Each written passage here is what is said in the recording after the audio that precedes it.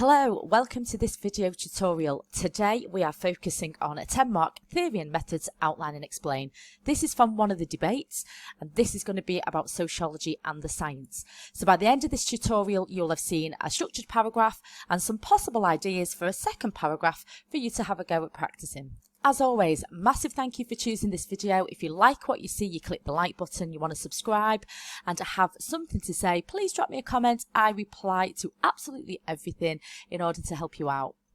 Quick reminder about what the 10-mark outline and explain is. You will have 15 minutes to answer it, which is roughly about 7.5 minutes per paragraph. Make sure you've got two balanced paragraphs. You do not need an introduction or a conclusion. It will always ask you for reasons, ways, effects, problems, etc., of a particular idea, view, theory or method. Always look for the question hooks, as this question requires you to make the link between two things. And this will only appear on the theory and method on paper 1 and 3 and as part of the topics on paper 2. Here is a basic or a generic mark scheme so you can see exactly what you need to do, and we want to focus on this top band. So you need to make sure that you've got good knowledge, and that will be shown through keywords, concepts which are relevant and any other specialist terminology that might be explained to show that you've got good understanding. There will be 2 applications of relevant material, so make sure that you link it to the question, and lastly, appropriate analysis. The best way to explain good structure in a 10-mark outline and explain is to explore exactly what the question is actually asking you to do and understanding where the marks are coming from. So as with the longer answers, preparation before you start answering is the key to ensuring that you understand what the question is asking you. And this is really important, the 10-mark outline and explain, as you don't want to misunderstand the question. So as with the 20 marker, read the question once, then read it again a second time, but this time underline the key words or the trigger words or hooks that are placed within the question, and use 1 or 2 minutes out of that 15 minutes to give you a brief plan of the ideas. And this will mean 2 things. 1, you will understand the separate parts of the question that you must write about, and 2, as there are multiple ways of answering it, it means that you can then choose the 2 that you can write most about and show application between the 2 parts. So why should we underline? Well, underlining and highlighting focuses your attention to what the question actually is asking. So I make my students refer to them as part A and part B, and these are the 2 parts of the question from 2 separate aspects of the specification, for example, that the examiner expects you to show knowledge and understanding about. And the aim here is to challenge you to apply the knowledge and show wider understanding rather than just learning chunks of AO1 material. So how do we go about structuring an answer for this? So let's have a look at a student answer, and I'm going to share with you this student's first paragraph. As you can see, the student has written a chunky paragraph which should take about 7 or 8 minutes to write. And this student starts with the wording from the question. The first argument against the view that sociology is a science comes from interpretivist. And this student has identified interpretivist first and given the argument why sociology should not be a science. So they go on to explain it. Interpretivists would argue that the nature of sociology is focused around actors' social meanings that they attach to their behaviour, and according to interactionists such as Bloomer and Mead, humans have free will and behaviour is based on interpretation in a given context.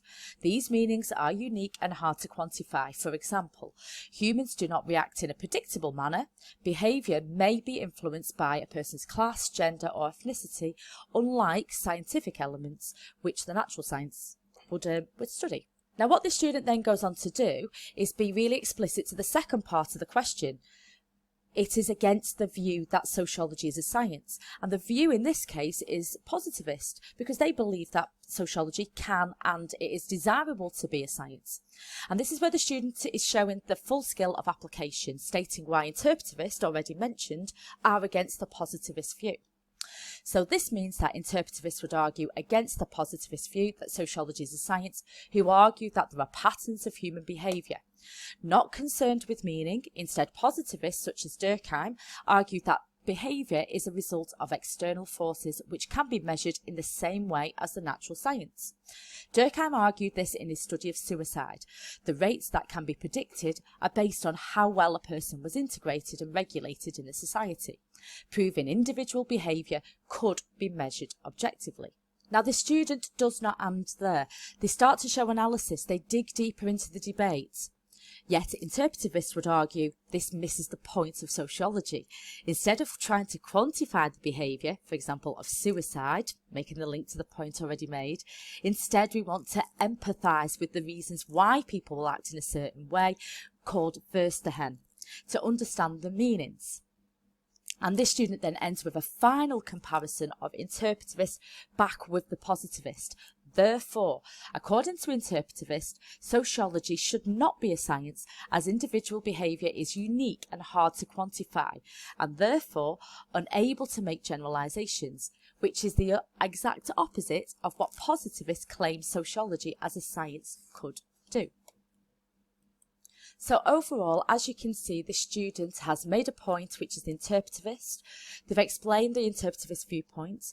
They've then applied it to the second part of the question, which is, why is that in contrast to the view that sociology could be a science, linking it into positivist, and then made that final comparison as part of the analysis in the last part of the paragraph. It follows a logical chain of reasoning, which means that a point will lead on to the next point, rather than jumping from point to point.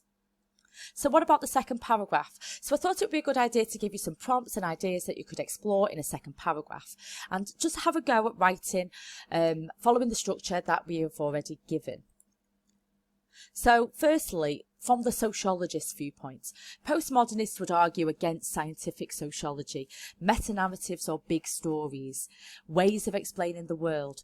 It is during the Enlightenment period that science became the dominant form of knowledge, one of which that claims the monopoly of truth and excludes other viewpoints. So rather, postmodernists would argue that there is still only one way of looking at the world, and positivists claiming to be a science can also be accused of having this monopoly of truth. Therefore, according to positivists, it is undesirable for sociology to want to be grouped in these meta-narratives. Feminists would argue that science and the methods are mainstream, which means dominated by men. Scientific methods are based on quantitative data. That tends to be power balance, which reflects the ideas and values of those doing the research, in this case, in terms of science definitely, which was predominantly men.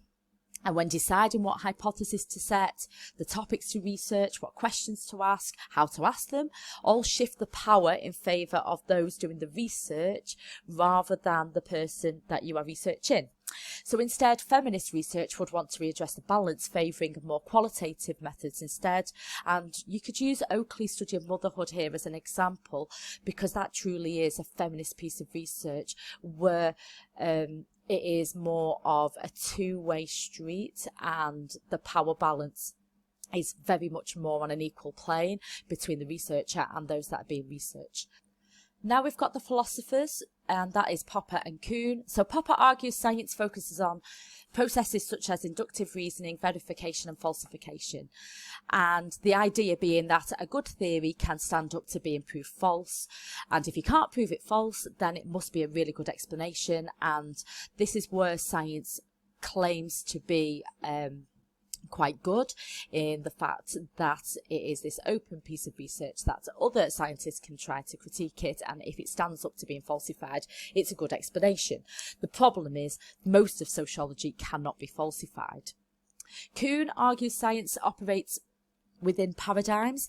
Now, these are norms and values in which the scientific community operates. Scientists will have been socialised into the acceptable methods and techniques of how to do scientific research, whereas sociology is pre-paradigmatic. There is not just one way of studying sociology. There are a range of schools of thought which are all acceptable ways of studying sociology.